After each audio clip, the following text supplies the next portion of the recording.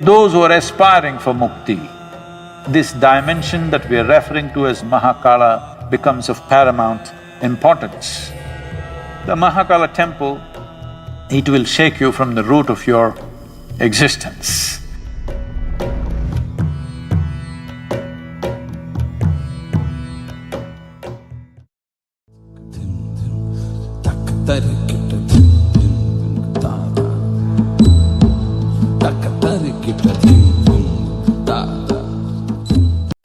Shiva is a god who should not be named,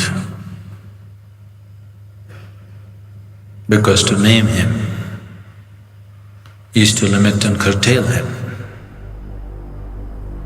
At the same time, the sum of his many names also bring out the indescribable mystery of who he is, or indescribable mysteries of what this creation is, of his various forms. Kala or Mahakala is an important, at the same time a fierce form. As Mahakala, he is the lord of time.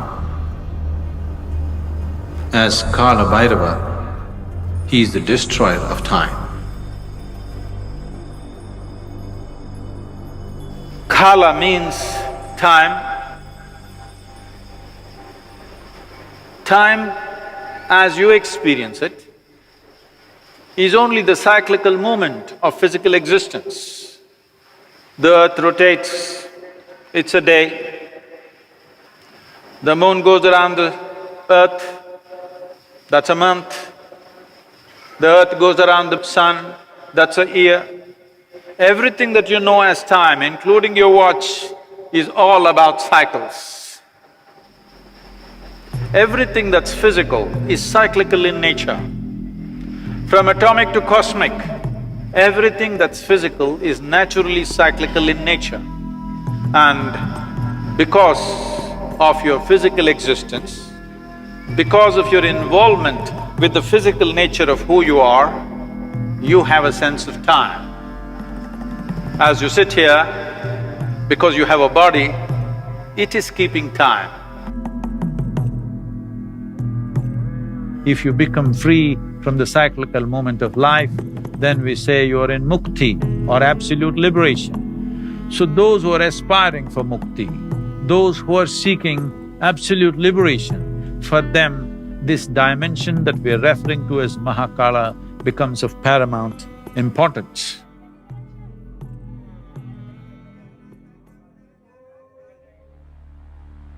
It once happened, the great sage ShukraCharya, who was the guru for all the demons,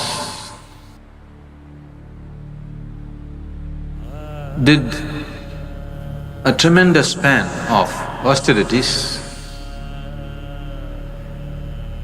in worship of Shiva. And Shiva had to appear. When he appeared, ShukraCharya asked for immortality. Then Shiva said, that is not possible. All that is born has to die. Ask for something else.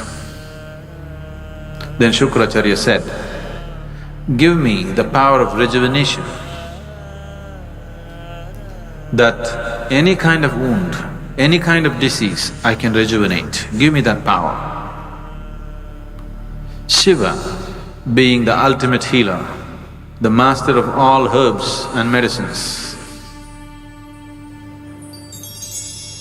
gave ShukraCharya the Sajeevani mantra, the mantra for rejuvenating people from any kind of disease or any kind of wound or injury. Once ShukraCharya had this Sajeevani mantra, the demons became excessively bold and they waged battle after battle. All the demons who fall down in the battle with any kind of grievous wound, ShukraCharya just revives them with the Sajeevani mantra. So ultimately, the army of the demons can go on fighting without losing a single man. The gods got very alarmed and they felt this is a very unfair battle because how much ever you fight, they don't die, but we die. So they went to Brahma. Brahma intervened with Shiva and said, "You have given this ShukraCharya this kind of power, you must kill him.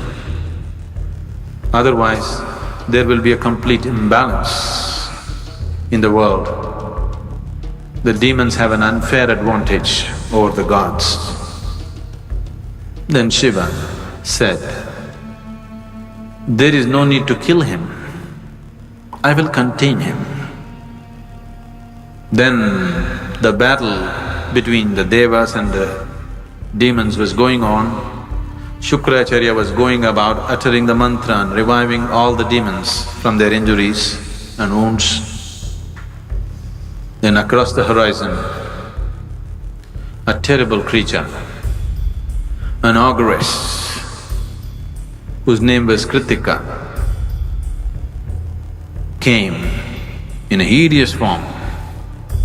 She was one of the Shiva Ganas. She came and sucked ShukraCharya into her womb.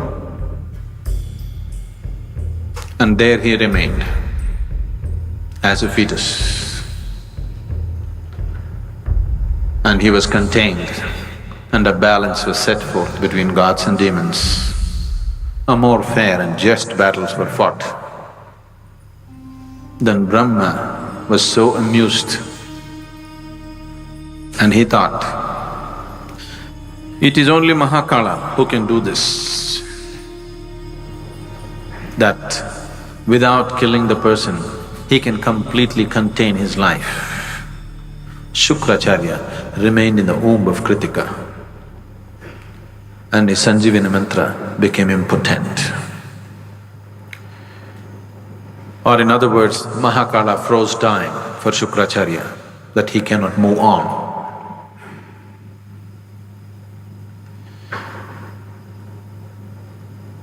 When we talk about transcendence, when we talk about spirituality, yoga, we are seeing how to go beyond the limitations of time and space. Because time and space belongs to the physical plane of the existence. Once you aspire to be spiritual, what it means is you're aspiring to be something more than the physical.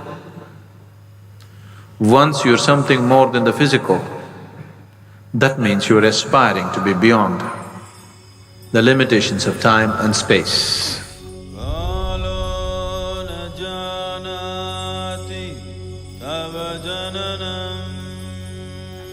The Mahakala temple, the linga that is consecrated there, is of phenomenal nature. It will shake you from the root of your existence.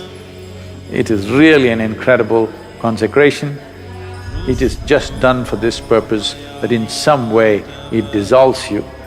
One must be ready to go into this temple properly because it's of a tremendous power and it is not for the faint-hearted. It shakes you from inside. Every day, the offering that needs to happen to Mahakala is fresh ashes from the cremation grounds, because that's what he likes and that is what keeps it going the way it's going. Unfortunately, I heard that we're getting so bloody civilized. Now it seems because some activists protested, they are not using the ashes from the cremation ground, they're just using cow dung or bullshit. Unfortunately, this is not just a cultural thing, there is a science to it. If we bring ashes from the cremation ground and some other ash I can show you what is the difference between the two. Experientially, it's a phenomenal difference.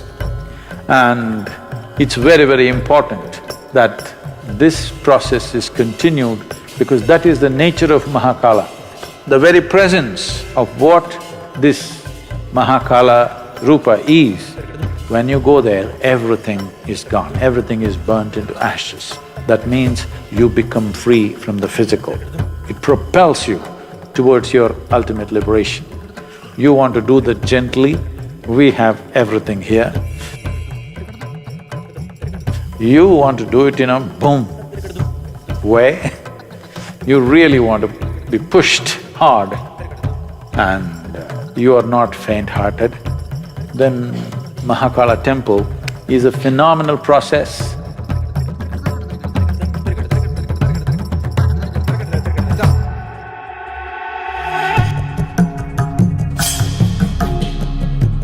Your body should sleep, your mind should sleep, everything should sleep, but you must be awake. Every day, you have free enlightenment when you go to sleep. But the problem is you're unconscious.